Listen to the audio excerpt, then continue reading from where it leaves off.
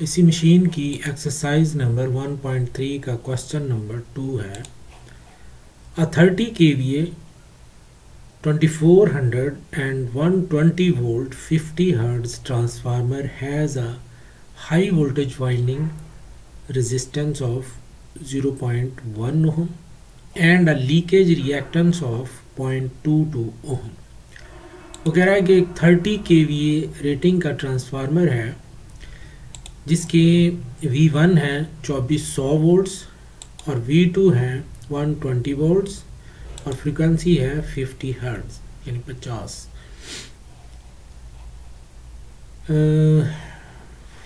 और इसकी R1 है 0.1 ओहम, लीकेज रिएक्टेंस बताइए उसने 0.22 ओहम।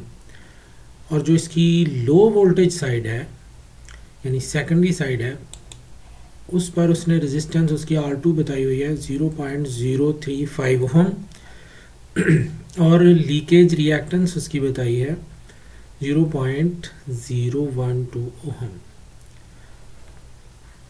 और उसके बाद वो कह रहा है कि find the total winding resistance reactance and impedance refer to high voltage side and the low voltage side. यहाँ पर वो कह रहा है कि इसकी टोटल वाइंडिंग की रेजिस्टेंस रिएक्टेंस और इम्पीडेंस बतानी है refer to high voltage side यानी बाह वाला प्राइमरी, जैसे R01 बतानी है, X01 बतानी है और इम्पीडेंस भी बतानी है Z01। और फिर लो वोल्टेज साइड की भी बतानी है टोटल ये वैल्यूज़ R02, X02 और Z02 ये भी बतानी है। तो चलिए इसको हल करते हैं। ये तीनों चीज़ें पहले मालूम करेंगे, R01, X01 और Z01। सबसे पहले हम K की वैल्यू मालूम करेंगे यानी V2 ओवर V1 से। V2 120 है और V1 2400 है तो ये आ गया 0.05 K। इसकी वैल्यू आ चुकी है ट्रांसफॉर्मेशन रेशो की। अब हम पहले R2 डैश मालूम कर लेंगे, R2 डिवाइड करेंगे K स्क्वायर से। तो R2 की वैल्यू है 0.035 और K हमने मालूम किया है 0.05, इसका स्क्वायर ले लेंगे तो ये 14 ओहम R2 डैश आ गई यानी सेकेंडरी रेजिस्टेंस बाह वाला प्राइमरी। अब हम R01 मालूम कर सकते हैं, R1 दिया हुआ है, R2 डैश हमने मालूम कर लिया, R1 है 0.1 और R2 डैश है 14 तो ये 14.1 ओहम R01 ये इसकी वैल्यू आ गई। अब इसी तरह से X2 डैश पहले मालूम कर लेंगे जैसे हमने R2 डैश मालूम किया था X2 ओवर K स्क्वायर से। तो इनकी वैल्यूज पुट करेंगे तो ये 4.8 ओहम X2 डैश आ गया। अब X01 मालूम हो जाएगा, X1 प्लस X2 डैश इसकी मदद से जैसे R01 था सेम उसी तरह से ये भी हो जाएगा।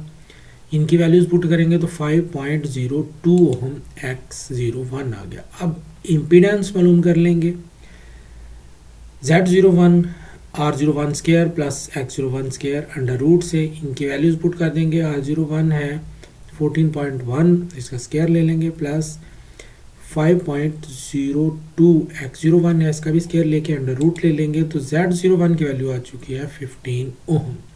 तो ये तीनों वैल्यूज़ मालूम हो चुकी हैं। तीन वैल्यूज़ रह गई हैं R02, X02 और Z02 की। तो इसमें पहले हम मालूम करेंगे R1 डैश। यहाँ पर R1 को K स्क्वायर से मल्टीप्लाई करना पड़ता है, 0.1 करेंगे और K की वैल्यू डालेंगे, उसका स्क्वायर ले लेंगे तो ये आपके पास R1 डैश की वैल्यू आ गई। अब इसी तरह से R02 मालूम हो जाएगा R1 डैश प्लस R2 से। तो वैल्यूज़ पुट करेंगे R1 डैश की और R2 की तो हमारे पास 0.03525 ओहम R02 आ गया। अब सेम इसी तरह से हम X1 डैश पहले मालूम करेंगे, X1 इंटू K स्क्वायर से वैल्यूज़ पुट करेंगे तो ये X1 डैश की वैल्यू आ गई। अब X02 मालूम हो जाएगा X1 डैश प्लस X2 से, तो इनकी भी वैल्यूज़ पुट कर देंगे तो हमारे पास 0.01255 ओहम X02 आ गया। अब Z02 मालूम हो जाएगा R02 square plus X02 square under root से, इनकी वैल्यूज़ पुट कर दी तो हमारे पास Z02 की वैल्यू आ चुकी है 0.0374 ओहम।